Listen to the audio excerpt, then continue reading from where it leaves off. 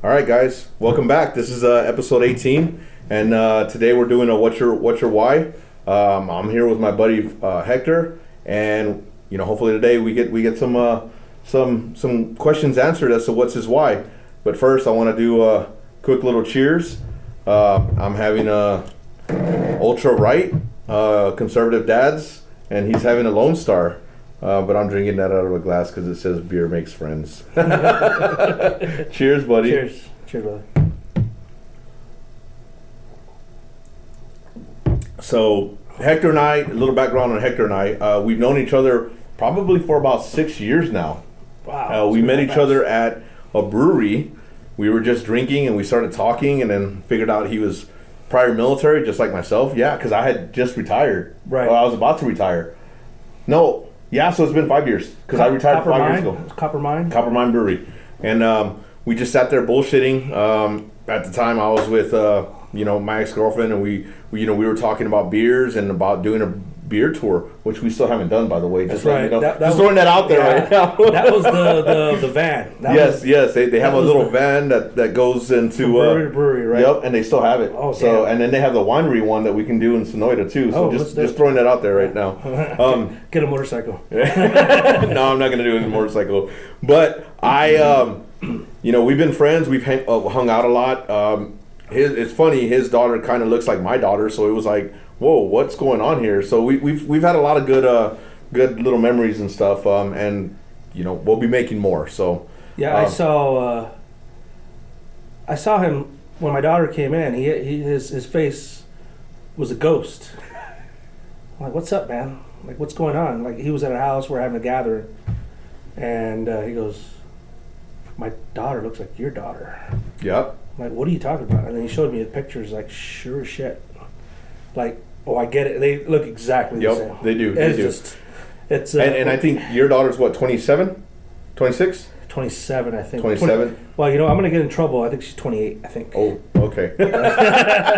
Mine just turned 24, so. You know what you should do is maybe put. Yeah, I could do that. Yes, yeah, they see that. So okay. But again, Hector, give us a little background on you, on as to who you are and where you come from, and that type of stuff. Okay, yeah, sure. So, I was born in Tucson, Arizona. So I'm originally from here, where Pedro's from, where I'm from. I joined the Army in 1992. Old.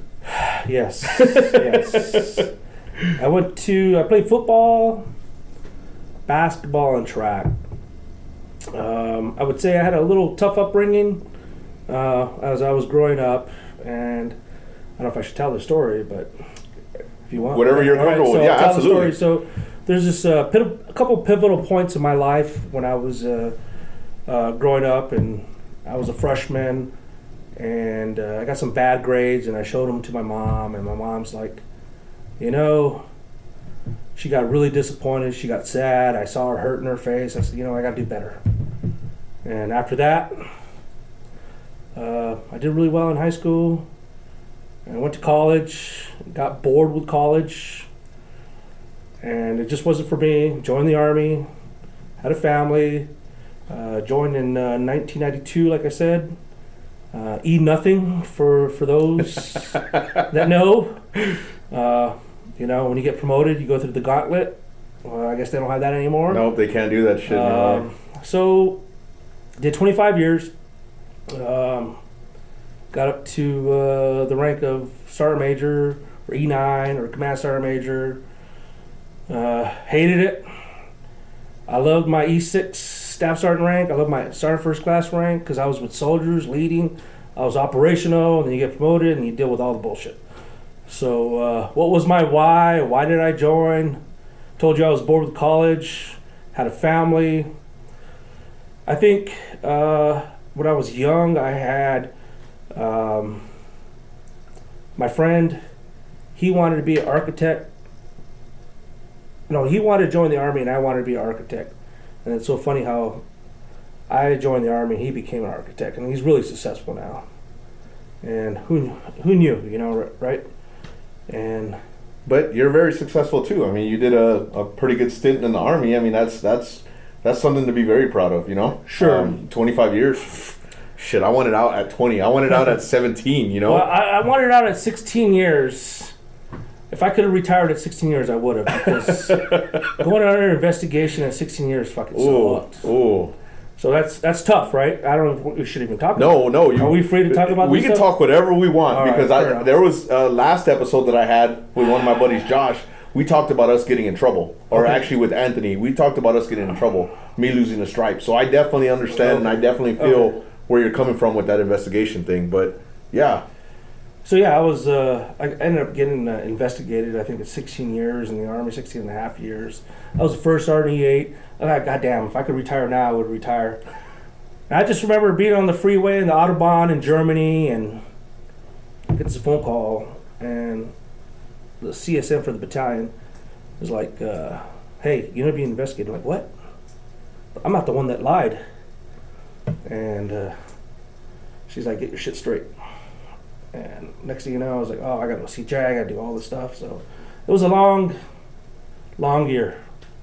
I don't know how long, maybe 8 months. Yeah. But it's heart-wrenching when you're alone and you're an E8 I was a first sergeant by myself. Couldn't talk to anybody except at the time with my spouse. I couldn't even talk to my kids about it. My kids don't even know about it. So if they see this podcast, they'll be like, "What, Dad? You were being investigated?" You know, it's like, oh man, it was horrible. Yeah, I bet because Area Defense Council or whatever you guys considered it, it's JAG for you guys, right? UCMJ. Yeah. Yeah. Well, I wasn't being UCMJ, but I was being. I can't remember the article it was. Yeah. So maybe. Yeah. So military JAG is they interrogate you pretty good too. They ask a lot of questions and make you feel like you're this big, even though you don't fully. You even know you're not. You're innocent. You know what I mean? Well, I think you're guilty until you're proven innocent. Yeah, it's absolutely. This is a podcast that we're going to have, Josh and I, about things in the military that are exact opposite. Like you lose your freedoms when you join the military, even though you're fighting for the freedoms for everybody else. Sure. And sometimes that's the way it feels. Sure. So now you mentioned your why as to joining, but what about staying in? Because you said at 16 you wanted to get out, and I understand that. Sure. But at 4 years, you have that option to get out, or 6, or whatever you joined for. Because you were right at what the first Gulf War. So did you see anything there? Nope. No? Still in basics, still going through that? Yeah, that was 91, right? That was one of the reasons why I joined was for the Gulf War. And then it ended. It was pretty quick. 16 days? Yeah, 16 days? Much. It was over, I had a brother-in-law, his name was Tony Roman, and he went out to the desert. I'm like, hey, listen, I was in college, no shit. I think I was on one of the first Macintosh computers doing my homework at the U of A in a computer lab. And like, hey, this sounds great, like, why not? So that kind of led me up to wanting to do it, and then joined, delayed program, over, done, and so my first MOS was military police. Oh, okay. And so our commitment was 5 years. Oh. So this young generation doesn't understand now. I think they do 4 or something. 4 or 6. It depends. 4 or 6. If you get a bonus or if you're in a critical field, you do 6. So did 5, and before I was going to get out, I had a job lined up at Sierra Vista Police Department. Ooh. And recruiter's like, hey, or our retention NCO's like, hey, don't you want to stay in? I'm like, that. MPs wasn't challenging. MP just sucked. MP was it was boring. It was boring. It was political. And it was long hours because you got to be there for guard mount and guard mount on both ends. And so that's, 12, 13-hour days every day. Sure. And I saw officers getting away with stuff. Where the enlisted were getting hammered.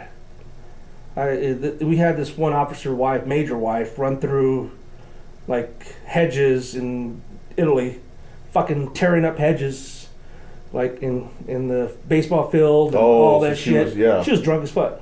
What do you think happened to her? Nothing. Probably nothing. Yeah. So that was my decision. Was like, what, this ain't right. If they're teaching us integrity, all that stuff. I was done. And oh, by the way, so at that time, I think, I wanted out was when the general was banging the Anyway, I don't think I should mention that. E5, E6. Oh, No. I definitely have heard that kind of stuff. Yeah, because yeah. I've seen that. Throughout the they lose faith in their command, or they lose whatever. How do they word it? Where they lose whatever. Oh God, why can I not think of the name? Something in the command, Sure. in that individual's command, and they strip them It's of something like a responsibility, loss of faith, loss of. I cannot think of the name. We'll remember it later on, and we'll be like, "Oh shit, that's what it was," Yeah. Well, when he put a memo out, said you cannot investigate adultery. I'm like, interesting. And I'll leave it at that. That's it. I'm like, so went into intelligence, did it for 20 years. Did you like it? Because Intel's kind of I loved it. Yeah, everybody calls us spooks, but fuck you guys. So, all right, that was after the first enlistment. Now you're getting into a little bit more, so you started liking it. So what was your why to continue on? Was it, your troops? Was it, the fact that you had good leadership, the job? At this point you're probably making rank, so you're, after 5 years, after 6 years, you're probably a E5. And you continue on. So what was it that enticed you to just stay, like your why? You want to know the real answer? Yeah. Okay, I'm going to tell you the real fucking answer. Can we cuss in this? Yeah, I don't give a shit. I got a fucking, what's your fucking why up there, I wasn't sure. It's like, okay, so I haven't seen any of the podcasts because I didn't want to be biased. So anyways, I get to Fort Huachuca, the training center of intelligence, right? Which was, I was going to fly the UAVs. Oh yeah. Well, they call them UAVs, unmanned aircraft vehicles. Now it's UAS, unmanned aircraft systems. So I go to the PT. You got to show up for PT, physical fitness in the morning, and I get there, and the first sergeant's like, today, he was Puerto Rican. He's like, today we are not going to do sit-ups. Excuse me. The ground is wet. What the fuck? Like, shit, are you in the Air Force at this point? I look left, I look right. I said, is this motherfucker just saying the truth, or is he fucking with us, And he goes, no, ground is wet today. We're going to go for a run. We're not going to put our backs on the wet ground or whatnot. I'm like, fuck, I can do this. That's what the Air Force was like, just in case you didn't know. That's a true damn story. And after that, I'm like, that's pretty cool. I could do this, huh? Yeah, I could do this. Because as an MP, as military police, I was in my first duty station was full of Germany. The ground fucking had ice, snow, mud. Guess what? We had those old fucking PTs, and we're on the ground. Front roll back, we're sit-ups, whatever it is. Fucking sucked. Ooh. So when I got to Fort Huachuca, the guy's like, I was like, E6s, E7s from back in the 80s, huh? Yep. Cold War individuals, huh? Fucking sucked. My first squad leader, he's gonna see this. If I put it on my Facebook, his name was Sergeant Muscle, right? From Muscle. Fort Bragg. Fucking Sergeant Muscle, man. Musile. And I was like, this guy's coming to our duty station. He's going to be my fucking squad leader. Yeah, he did it all. Like, if it made no sense, we're fucking doing it. I was like, God damn it. I'm his friend on Facebook. Now he's softened up quite a bit because he's old. But he was a good guy. I had great leadership, though. I would say this. I had great leadership in the MP Corps. And I think that really helped me and developed me when I became MI. Military intelligence, the leadership, and I think it helped me go through the ranks, if you will, and development. And I had a real good team leader. His name was John G. Wilson. I'll never forget. I think if we look back, you're great leaders, right? Mm-hmm. Oh yeah, so this absolutely. I'm talking about 1992, 1993. John G. Wilson and Muscle. And then as you go up, Tory and just a couple other people that really saw something in us, right? And I think I passed the favor, or not the favor, but baton, if you will, looked at soldiers like, this guy's going to do great. Let's move him up or whatever, or take care of him. So that's awesome, because growing up through the ranks, I had certain leaders that helped me, to your point, and what they told me, especially when I was really young, is when you're coming up through the ranks and you move up, you bring somebody else along with you. Sure. You mentor them, you bring them along, and you help them. You pat their little asses and you fucking, hey, let's go, little Timmy, little Tommy, and so, like, that's great that you continue to do that and mentor those other individuals, Yeah, I think it's, they appreciate it, and, I always said, we're not going to be in the military forever, Nope, absolutely not. And hopefully the tradition continues, Yep. with that system, So I was very fortunate. I had some great leaders. Hutchinson was another one, Gregory Hutchinson. He was my first sergeant. He's a fucking monster. I'll never forget. The office cleared out, and I was the only one in there. I had to answer phones. Oh yeah. And he's tearing into this one soldier, and I had to go talk to him after he tore into that one person. And he's like, "What you need?" I was an E4 at the time. "What do you need, specialist?" "Hey, I need you to sign." So, okay, let me take a look at this. I thought I was going to walk in there and get my ass chewed out. So that was one of my great stories. He was such a great leader. You know what I mean? Those people that care. I wouldn't say carry you, but they believe in you. Oh, you know yeah. what I mean? So I'm very fortunate. Yeah. So, am I? And then you get to 16 years, and you absolutely, you can't get out. Sure. So you have to wait till 20, because you're at 16. You can't fucking get out at 16. You're right there. So if you get out at 16, you miss out on a pension. You miss out on, a lot of good things. So you stay till 20. But you said you did 25. What made you stay in that extra? Was it family? Was it, the sense of duty? Or was it that, you just still loved what you did, and then finally you were like, I'm done?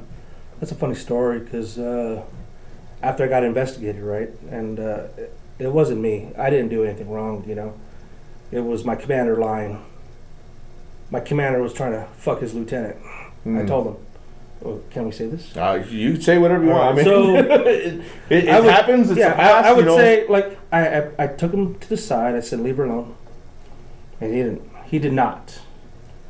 And, text. It was an old phone text. Oh, the little... He sent her you some... hit three times to get an S. Sent her some roses and little roses, whatever. I'm like...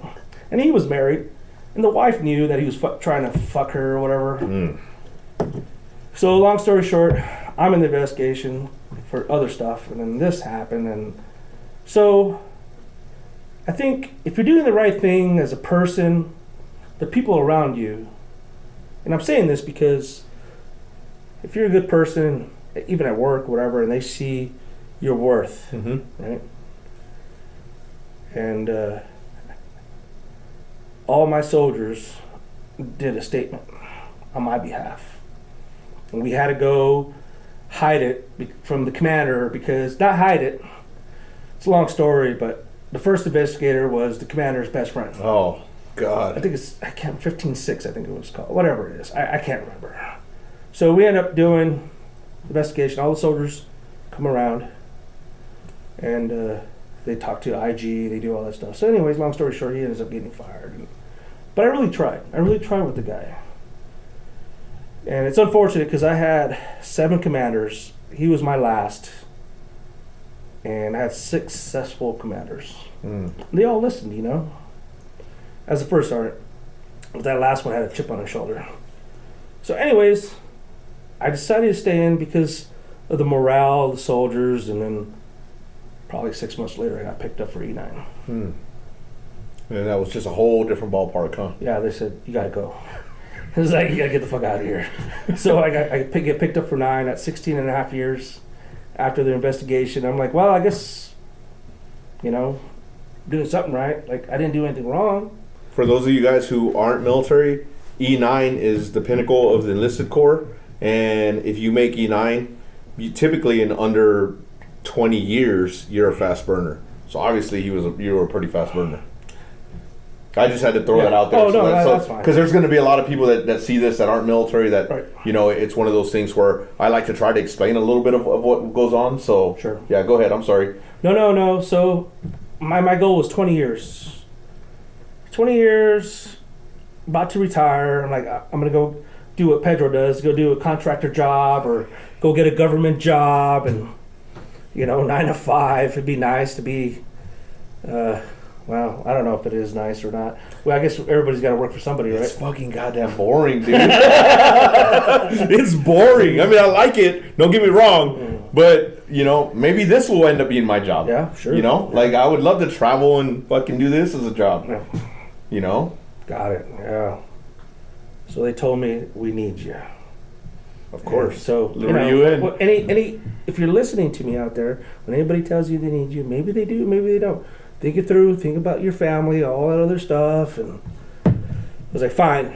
So I ended up doing this job, which was super cool. And I did a few more years than I should have, but I loved it. Yeah. I loved it. I really did. I really, for those that know or not, I don't know if you ever heard of AFRICOM, Africa Command. I was the J2 Sergeant Major of Africa Command, which is high echelon. If you look at the 4-star general, and then I think Secretary of Defense, you have the general that works there. But anyways, pretty high up. I loved it. Traveled all over Africa, and then went to Fort Huachuca after that, and did OCMI, Office of the Chief of Military Intelligence, managed the professional development of 50,000 soldiers. So I was able to advocate for them. Did a few things with various MOSs. Made sure, because I saw how some MOSs were kind of fucked up, and kind of fixed it a little bit. I wouldn't say fixed it. People may say I fucked it up, but it was a voting system, if you will. And then left to Korea. That fucking sucked. Korea always sucks, but it's always good because there's tons of soju. I got soju right there if you want to take a shot too. I haven't had soju since Korea. But maybe I might be in too. But I'm thinking it through. I'm going to tell you this. I'm thinking it through because I got to be careful what I say because the stuff that we do as a country. Yeah. So I might not be looking into the camera. I might be looking at Pedro. I might be looking above it. That's just no. So that's a great career, and this kind of leads me to my next question. Like, sure. What did you? So you had your little experiences, and before we even had this, we were having a couple little quick conversations, and it was one of those things where he feels like he forgot a lot of stuff. Sure. I like doing this because it brings out those stories in people. Like you definitely, you probably didn't, kind of forgot about some of your sergeant muscles and stuff like that. They don't easily come under your mind all the time. Very true. But like. I haven't said Hutchinson in a long time, but there you go. See, but that's just it. You're absolutely right. But during your time in, what did you enjoy? Because everybody, you have your why, but you also are in because you enjoy something. There's a feeling, whether it be, that rush of, hey, let's get or deployments or, just that camaraderie. What was your enjoyment in the military? Enjoyment. Wow. My enjoyment was operational. Yeah. I really loved it. I think we all have stress different ways, this could be my stress today is, like traveling. I think American people don't realize how lucky they are when they travel. Mm-hmm. They get on a plane, they know where they're going. Yeah. But when I did it, we didn't know where we were going. We didn't know where we were going to sleep. We didn't know where we were going to eat. And it was just fun. That was part of the high, huh? The high, the tip of the spear, if that makes sense. Sorry, my beer kind of... Oh, is that the Yingling? Yeah, see, I told you. It's damn Yinglings. So that was your enjoyment. It was that high of... I think it was the high. I think it really was the high. I think the low is... Can I say the lows? Yeah, you can say the lows all you want. All right. The lows were being away from family. You know, I tell people, well, I really don't talk about it that much, but, you know, missing half of my kid's life. Yeah. You know, so being gone all the time. I think my daughter one time was like, I told her, you know, this was probably like 6 years ago or so, and I told her, hey, I'm sorry I was gone all the time. She goes, yeah, I forgive you, Dad. So it's, you know, it comes at a cost.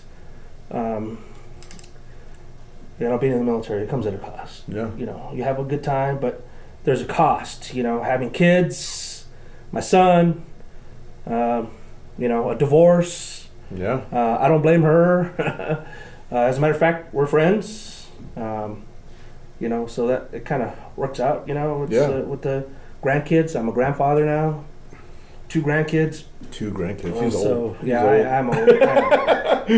I am old. But you know what? I wouldn't trade for the world. They always say, you know, would you do it again? I would absolutely do it again. The exact same way. Probably, yeah. I would do it the exact same way. There's nothing. And we'll get to that here in a minute. We'll get to that. Okay. But I tell people that I know that are really close to me, and this is gonna kind of be my secret to everybody. But like you said, you miss out on a lot, right? I have 2 older kids and 2 younger kids, a 22-year-old or a 24-year-old and a soon-to-be 22-year-old. And I have a 14-year-old and a 12-year-old. I'm 2 different dads. I've been at absolutely 2 different dads. Sure. You know, my 2 older ones, they didn't have me as much because I was always gone, deployed. I mean, you talk to some of my buddies and they're like, he was always gone. TDY, deployed, gone. Sure. Now I'm home and I get to see my kids' softball games, baseball games, take them to baseball, do the adventures and things that I didn't get a chance to do with my older ones. And so I feel bad. And like you said, you know, he apologized to his daughter and she forgave him. And that's great. You know, my kids are the same way. You know, like I'm 2 different people with them. You know, absolutely. Yeah, you know, I think people may or may not understand this. There might be somebody military that understands this. When I used to go deploy or be gone, I didn't have access to a phone, didn't have access to internet. I was in a 3rd world country. If you forgot something, you're kind of fucked. It could be something small, but you're fucking fucked because you're not going to find, you know, whatever it is, or whatever the fuck you are, or you had to bum off of somebody. Yeah, so... Trade cigarettes for fucking Q-tips, man. No. Yeah, you're right. Yeah. You're right. So, I used to have to check my email, like, if I was able to at certain locations. I don't know if I can't say this, but I would check it, say I'm okay, or code words, you know, if you will. Yeah. Can't say where you were at, but you just you definitely. Hey, I'm still alive and I'm kicking.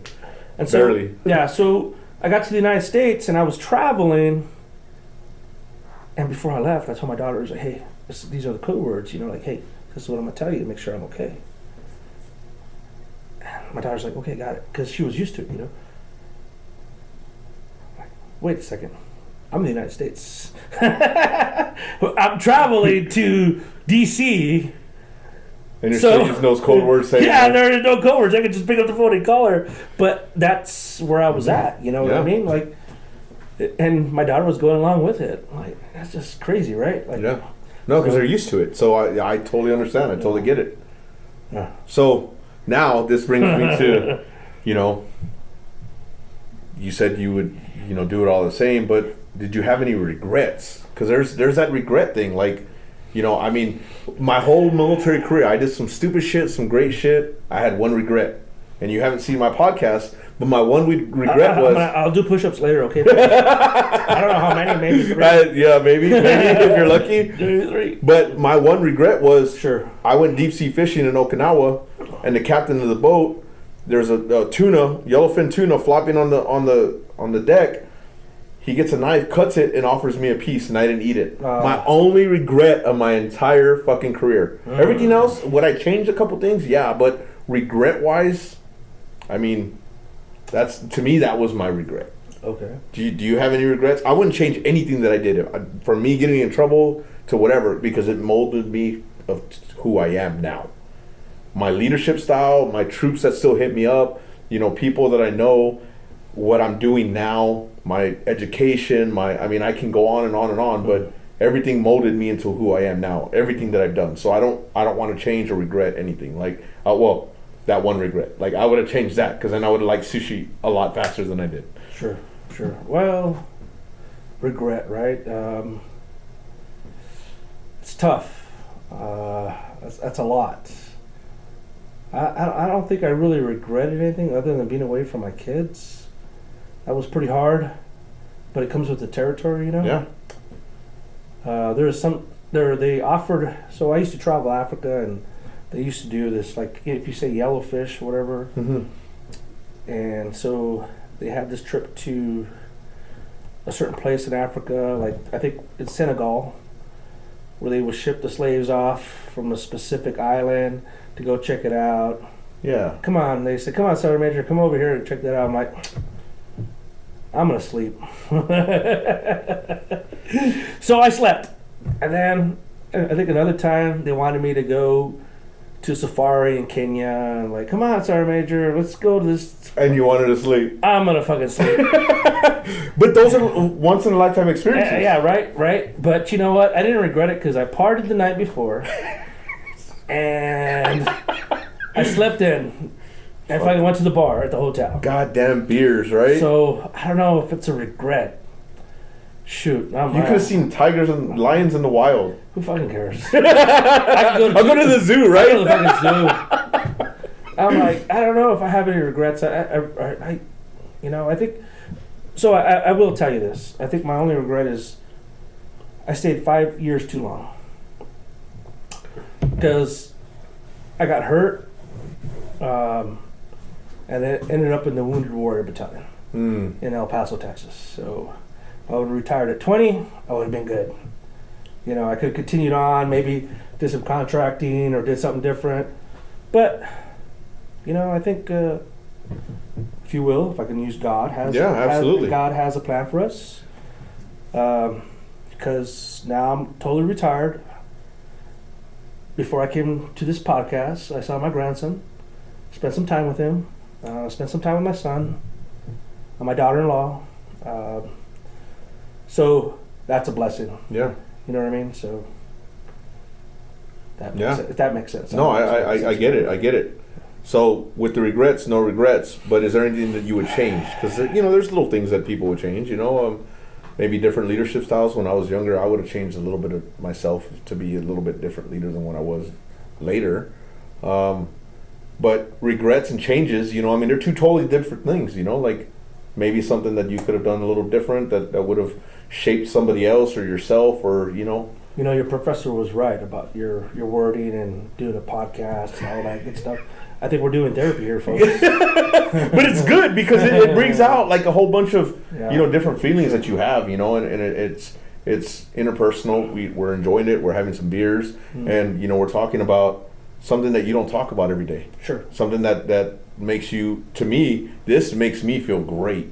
Being able to talk to somebody, getting their story, talking about fucking goddamn Sergeant Muscle. Like, I don't even know you, and I want to have a beer with you, bro. Because you made him fucking do push-ups, Well, I got a story about Sergeant Muscle now. No, that's I think I've only said this a couple times, but I think when we're in the military, and a lot of people don't understand this, when you're operational, you're robotic. Mm-hmm. And you have no feelings. You're moving forward with the mission. And I think the leadership is caring about what you're doing. And you're getting all these accolades, if you will. And the family's suffering, Yep. But you don't see that because in your mind, you're thinking, well, you got 3 squares, nice house, being taken care of, great schools. And that's probably my regret, operational. So I think robotic, it took me probably, I've been retired 7 years now, probably 5 years. I think I've come off of that probably 5 years ago. Yeah. Right about the time that I met you. Maybe 4. Maybe 4. Because, we don't have a sense. And like I said, I guess we could talk about this. Like, we really don't have a sense if you will, caring. We care about people, but do we really care about people? You know what I mean? Yeah. And it's deep, and I think maybe somebody out there may understand what I'm saying here. No. Yeah. Yeah. And to your point, this is why I do this, because other people are going to see this. Other people who are military minded, military members. I mean, currently right now I have 137 followers, on this, subscribers, and they're going to see it, and maybe they'll pass it on. I had a buddy of mine that his son, I've known him since, the kid was born. Right. And his buddy has reached out to me saying, I know now a lot about my dad just from you talking, because what we say in this podcast, he sees it in his dad, and he's like, oh shit, now I get why he did this, or why he was like the way. So that's why I like having these conversations, because you understand it, I understand it, but the people out there don't fully get it until they hear it a few times. They understand, they see it, and they're like, oh shit, now I know why my dad or my husband or my brother or, now I know why I did that as a person. You know what I mean? Sure. It's very closed off. We're very closed off. We're very, I don't know. I know I could be closed off, and I could be kind of, people's apertures might be, 180 degrees, but our aperture is right here. Yep. And this is what we're going to give you.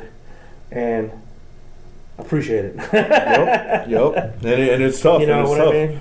It's tough sometimes.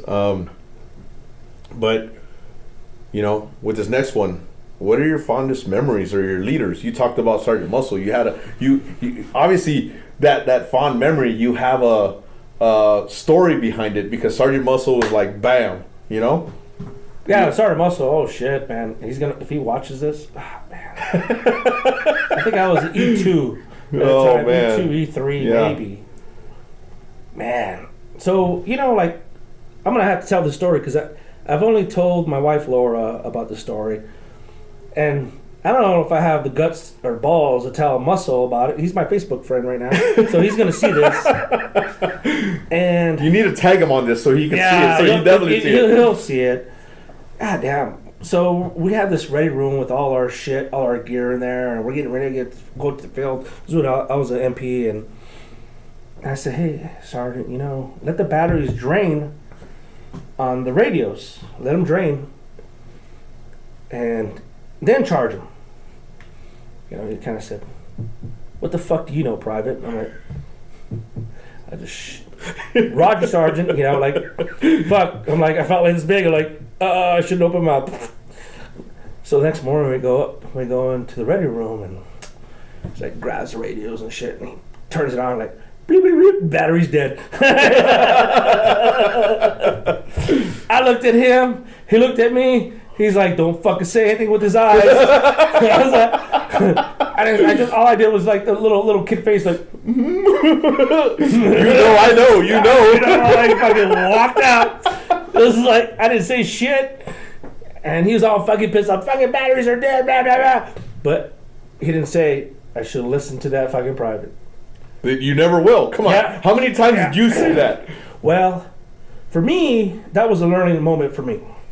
I'm going to say this because I made it a goal in my career to always listen to the young soldiers, because they are the greatest minds. Yeah. They are fucking smart. I always listen to them. E4, E3, or E2, E1, whatever. Adaptive. Yeah. They know what they're doing. They have some of the smartest people. Talk to me. Yeah. I listen, and then maybe I'll take their advice or meet them halfway and go with it. You know what I mean? Because of Sergeant Muscle. That's why I listen to fucking privates now. Sergeant Muscle, you gave him a fucking good teaching point. Mm-hmm. Muscle memory right there. That's what it was. Yeah. That's the definition of fucking muscle memory right there. Airborne, aerosol, all that shit, man. He was tabbed out and stuff. He's a good guy. Great guy. I think he retired.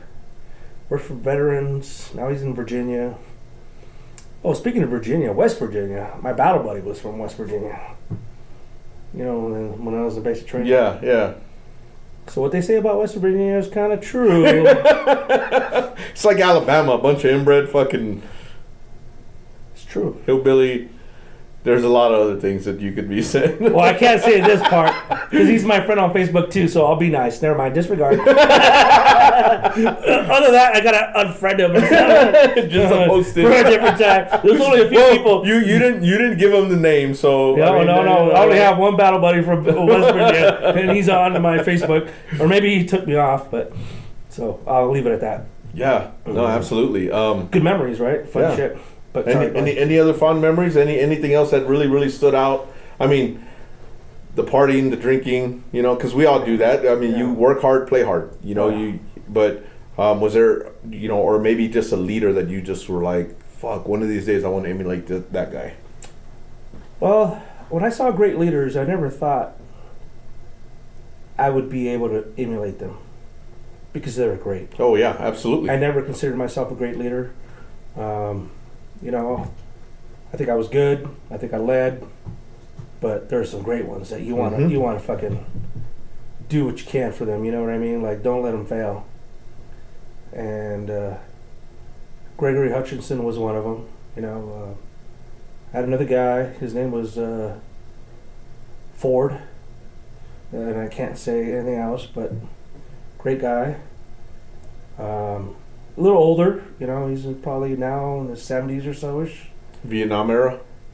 Not necessarily. He's pretty high on the food chain, But he took care of his people. Yeah. He always looked out for you. He always looked out for me. I was a sergeant major at the time, working for him. Looked out for me. Chewed me out. He tried, yeah. He would never chew me out, but I know he was chewing me out. I'm like, whatever. I remember him fucking chewing out a 2-star general. Ripping into him. And I'm sitting in the same room with him. I'm like, God damn. Was it cringeworthy? Was it just like, oh, like, God. What am I doing here? He was my boss. Ford was my boss, and he was ripping into a 2-star. I'm like, God damn. I don't know. People would probably pay to see this shit. But I was just like, had my head down, and I'm just doodling in my notebook. It was like, when's this shit fucking gonna be over? I think I still have my notebook. I'm like, God damn, man. But great guy. It was like he wanted it done, whatever. I can't talk, but he wanted it done. Yeah, no, absolutely. And then, so he was probably one of the greatest leaders I've ever had. Very long hours. I think he probably maybe now is like I take back those long hours. You know what I mean? Yeah. It was a lot of long hours that he did. And I always, when I left, I told him, "Thank you, sir. Thank you for all your long hours." Yeah, I said the United States appreciates it, but I'm not fucking working Sundays. I never did. I might work an hour or two on Saturday, but fuck that shit. He was working 7 days a week. He had SIP, classified in his home and stuff like that. And Zipperhead and he was a good guy. Yeah. Great guy. Yeah. Great, calm, great guy. I mean. But the nation needs that, I mean, we need those type of people all the time. Yeah. So I think when you look at the government and you look at all these people high up there, they work long hours. I don't want to work long hours. I know, man. I love my beer. I love traveling. These people. They do a lot for us. I know. And I'm thankful. And I always tell them thank you. I'm not gonna do what you're gonna do. I'm gonna be with my family now. Yeah. So that's the cutoff because I was always gone. And now, you're always here. Yeah, I'm with my family now. Yeah, I go to bed here. It's just I think people don't understand. Like maybe they do, maybe they don't. Waking up home. And those short notice TDYs that really suck. Yeah. Hey, you need to have a bag. You should have your bag right now. I could pack in less than 5 minutes. I know exactly what I need, where I need to put it, and let's go. Boom, gone. 72-hour bag, fucking 2 months bag. I can pack it all right now in 5 minutes. And on that note, I'll come back on that. Can I use the toilet? Yeah, let me pause it real quick. Yes. All right, we're back. Weak bladder, little bladder, whatever. Old. Yeah. Fuck you guys. But we're going back to our previous topic. I was talking about right now I can go pack a bag in 5 minutes to either do a 72-hour trip or 2-month trip, 5 minutes, boom. It's not like I haven't done it before. But you were going to say something to that. Yeah, for sure. I don't miss getting executive orders from the president saying, be prepared. Prepare your unit. Prepare your unit. You may go, you may go, you may go. So it was always getting ready, getting ready, getting ready. Oh, God. And that was either with Afghanistan or some other ops, you know. It was like, fuck. Fucking hurry up and wait. It's like, can I just wait till after Saturday or Friday, Saturday, then maybe Monday we can do this? Oh, yeah, because then you had to be dry. Yeah. Because I remember those. Like, General Order Number 1. Yeah, Is that what it was called? General Order Number 1? Yeah, you guys GO1. have the same thing? Yeah, GO1. Yeah. I mean, in Korea, I got in trouble for GO1 because it was curfew. You know, that's General Order Number 1. Yeah. And then you're deployed, and it's, you know, or you're getting ready to deploy. It's General Order Number 1. You can't have this shit. Yeah. Fuck them. Now I can have it. I don't give a fuck. Well, I didn't care. I still drank, even though they said General Order Number 1. Like, fuck, if it happens, it happens. I might be able to go through this or not. But, you know. Oh, the fucking just, ready lines. Yeah. Like, and then you gotta get into sterilized location and then ship off, and fuck, I forgot about all that shit. Yeah. It was, we called it something else. I can't remember, like, SRP for us. But then they always changed the verbiage, you know, just to make it more sexier or whatever it was. SRP was like Soldier Readiness Program or some shit or whatever it was. And they changed the IEP or whatever it was and different things. But I just remember getting the order, you know, like, hey, it's coming down from way up top. Now you got to behave, or like you're getting ready to leave. And so you start doing everything, and then you don't go. Or you do go, or whatever it is. Stand down. Yeah. Stand so down. It's just, you know, your life changed. Yeah. If you look at it from a civilian perspective, COVID, right? COVID happens, you can't leave your house, you can't do this, you can't do that. Your freedom's gone. And that's kind of when an executive order came down. Ooh. That's kind of the same equivalent for a civilian perspective, you know? You can't drive, you can't get in trouble, you know what I mean? Like, yeah. So... But I don't think, you know, even though they still had those restrictions and everything, I don't think they fully will ever understand that hurry up and wait and get ready and be prepared, stay by your phone. Especially when you didn't have cell phones, you know, stay by your phone. You better answer your phone. You better have a machine and answer your phone. True, very true. That shit sucked. That shit sucked. Like, what do you mean I gotta stay by my phone? Like how far? Can I go outside? You better answer your phone. I remember that. God damn, that was so long ago. You know, it's funny. I think it was 2 days ago. You know, I'm sure you have thoughts in your mind about the military, the dumb shit, or things that worked, things that didn't, or the fucking stupidity. And one thing that worked in the Army, I don't know what they call it now, but it was a recall roster. Oh, yeah. They still have them. Yeah, it works. Yeah, you go from one, down, and you just get accountability over everyone. Now, you can probably just text everybody. No, that's exactly what it was. Before I got out, it was like, all right, there might be a recall this weekend. Or there wasn't a no-notice recall. And you were just like, well, I know the recall roster, but I know who's in my chain and who I have to call so that we can send it up. As soon as I get that, hey, are you alive, bro? Like, where are you at? And they still do it for all kinds of stuff. They do it for natural disasters. They do it for just readiness purposes, and then they do it for full recalls. God, I hated those. I hated the ones that were, you got a recall. Hey, you need to be in the shop in 30 minutes. But I've been drinking. Well, you better get your wife or somebody to fucking get an Uber or a taxi. And I'm like, what the fuck? They just wanted to put a face to you. And I'm like, that's fucking ridiculous. But, I mean, I get it. Whatever. That's the past. Yeah, I think, so, you know, me being old, 25 years in the Army or whatever, you know, it's like an NFL player, if you will. So... Not as much money, though. Yeah, we're trying to find a soldier, right? We're trying to find out, we're in Germany trying to call the person. Where the fuck is this person at, you know?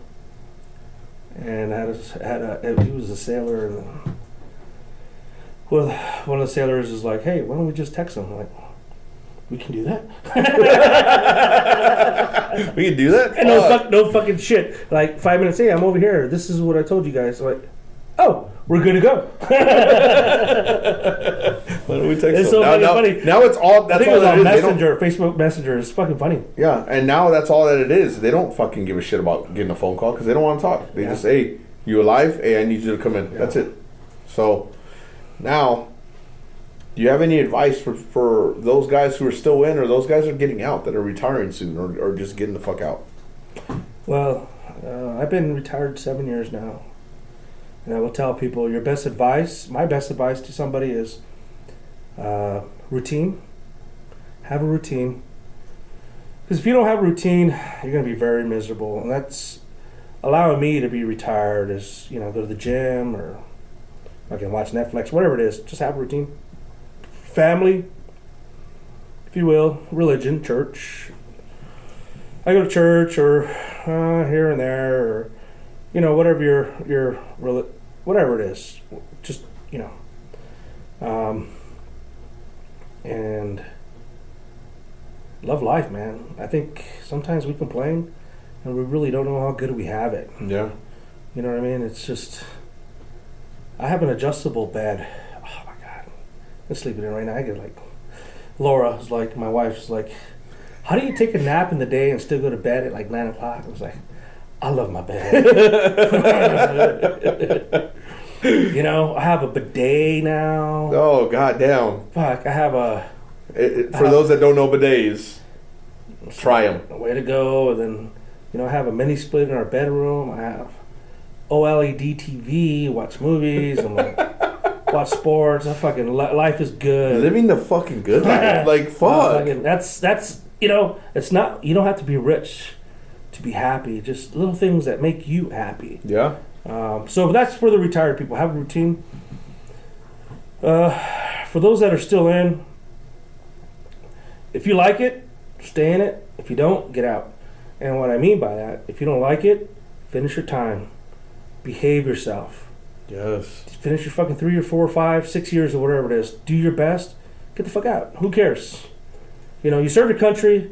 I don't mean in that aspect, because people complain, they bitch, and so I always, the people that bitched, are like, I'm getting out. I used to fucking bar them from staying in the military. Get the fuck out.